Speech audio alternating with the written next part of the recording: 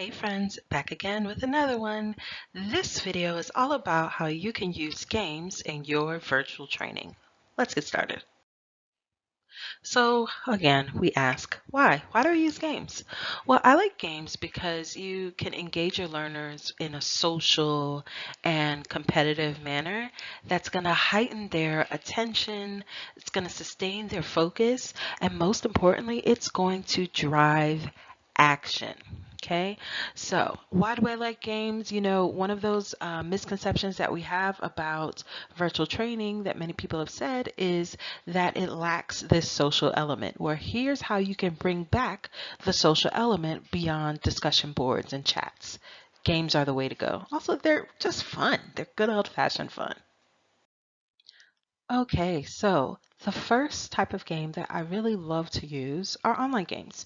So these are really cool because you can play them in a synchronous manner. So if you want to play live with all of your learners in like a virtual class or during a webinar, even to shake things up, that's synchronous, you can do that. Or maybe you want to assign it as, some kind of activity where learners will do this on their own time for the virtual class or webinar. That will be asynchronous. But it's really cool because you can also assign this asynchronously for things like an online course or e-learning module. So the best benefit for the online games is that they include automatic scoring, things like a leaderboard, streaks, winning streaks. They have automatic timers. They're really good for boosting engagement and retention and really rewarding your learners for their decision-making skills. So the faster and more correct you are, or excuse me, when you're correct and you're fast and correct, then you usually in these types of games, you get higher points. You go up the leaderboard.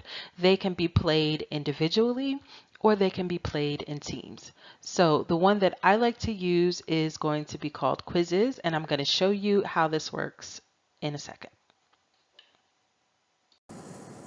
So this is Quizzes. So you just go to quizzes.com. And what I'm going to do first is I'm going to show you a game that I have created. And I want you to see this from the learner end. Okay, so this is from the front end. And what you can see here, you have game settings. So I can use the timer. I can have it read things out loud. It gives me power-ups. It can use memes, things like that. So I'm going to play again. Okay. So I'm joining the game. It has a little countdown for when you start and it's timed, okay? So it tells you the first question. And this one is all about Will Smith. So let's say it was fresh, okay? You see my streak is going up here. My score is up here. They give you like little memes in between. I'm going up the leaderboard. Where was he born? West Philadelphia. My score is going up. I'm in 6th place now. It was in 8th. Let's do a wrong answer so that you can see. Okay, so once you do that, it gives you the other choice for the right answer. Okay, and then what did he drink? Maybe he drank orange juice. And what I like is if you get a wrong answer, they give you a redemption question. So here, around 7 or 8, excellent. Okay, so you can see how my score kind of shifted up and down. This is where I land. And so the game has ended. And what you'll see is that you'll have your accuracy, you'll have solo game, you'll see all these performance stats. Now I'm playing in a test mode, but if I were assigning this to students, then I could get a report. So let's go into Quizzes and let's go into the teacher dashboard. So this is what you will see. So I'm going to go to My Quizzes. And let's say that we wanted to edit this particular quiz. How would we do that? I'm going to click on it. And you'll see here that it has an edit, has all these cool buttons, right? So you can duplicate it, you can share it with instructors, print it out, delete it, what have you. But what I like is that, again, remember I said it gives you the synchronous and asynchronous options. So the synchronous option would be to play live. You can start a multiplayer game. The asynchronous option would be to assign as homework. So it tells you the difference right here when you like hover over this question mark.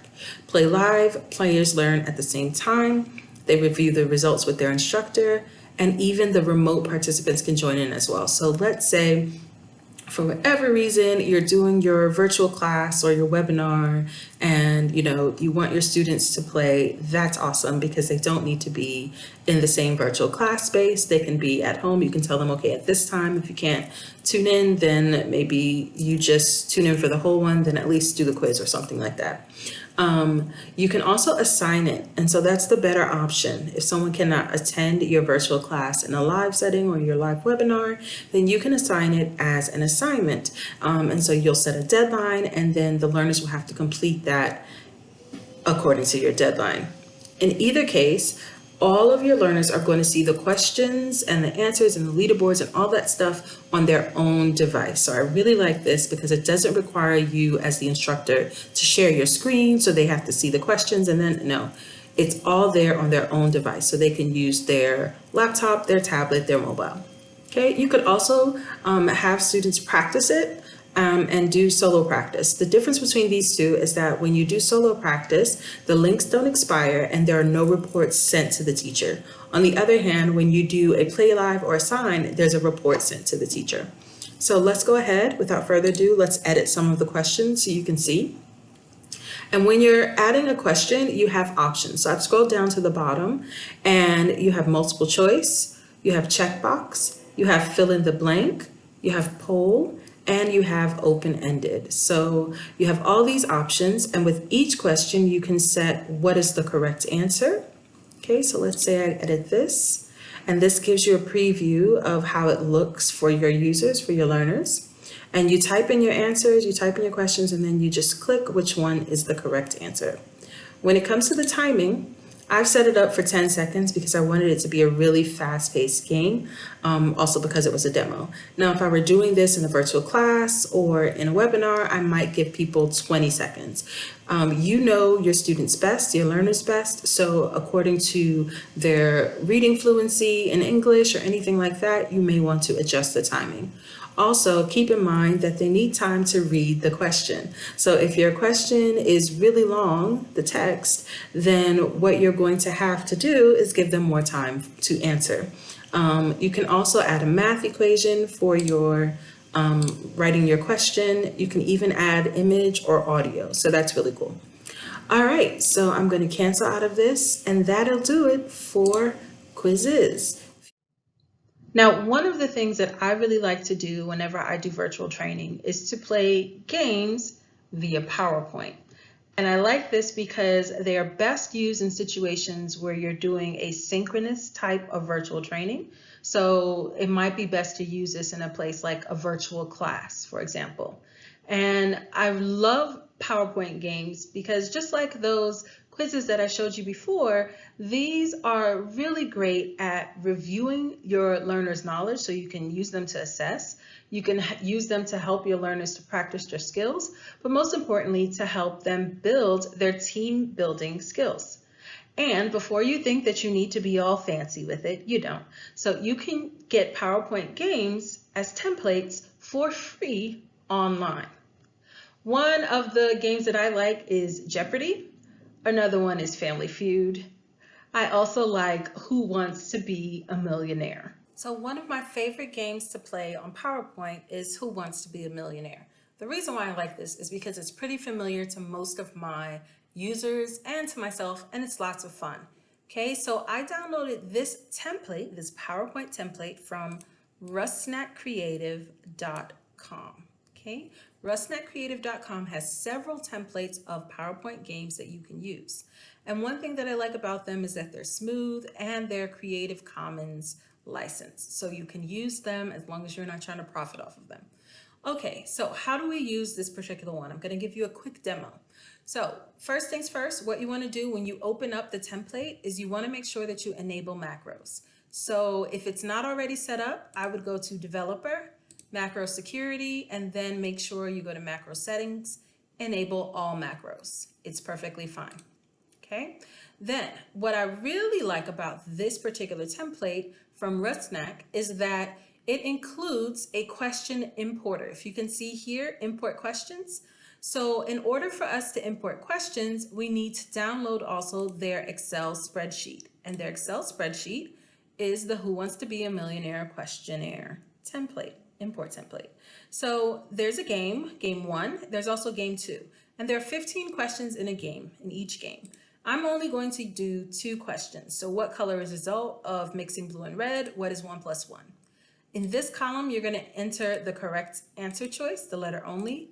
And in these columns, you're going to give the A, B, C, or D choices. So then we're going to close that out.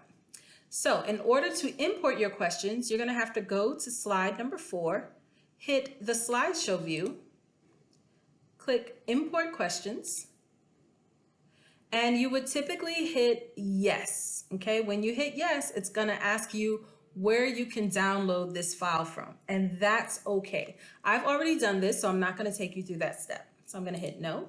Okay, and now we are going to play the game. Okay, let's play.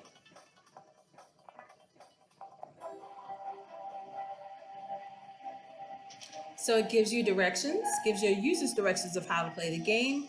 And it also has those lifelines, the 50-50, ask the audience, and phone a friend. Now there are 2 types of games that you could play. You could play fastest finger, and how to do that and set that up is already included in the template in the instruction section. But we're going to play game number 1.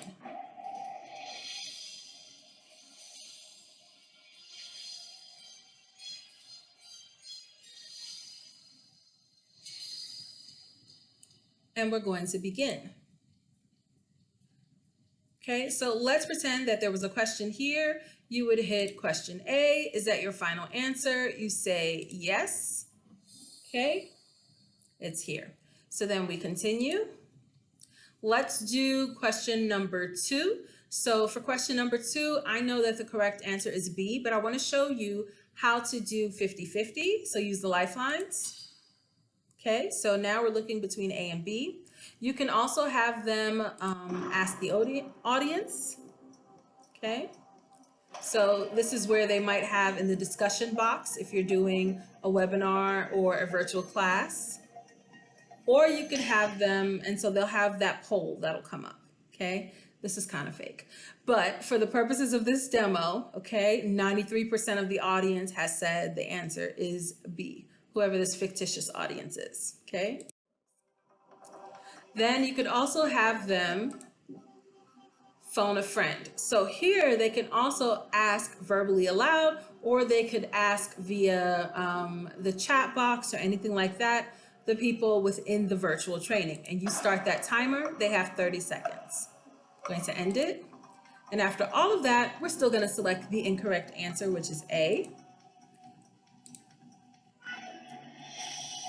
And what you see here is that an incorrect answer is given in red. But what I really like about how this game is structured is that the correct answer will be displayed once you hit that. That's going to do it for this lesson on games. If you are interested in using PowerPoint games in your virtual training and you're looking for templates, then I would suggest that you visit rustnetcreative.com. They can be found by scanning this QR code on your screen. Have a look there and have fun with it. I'll see you in the next one.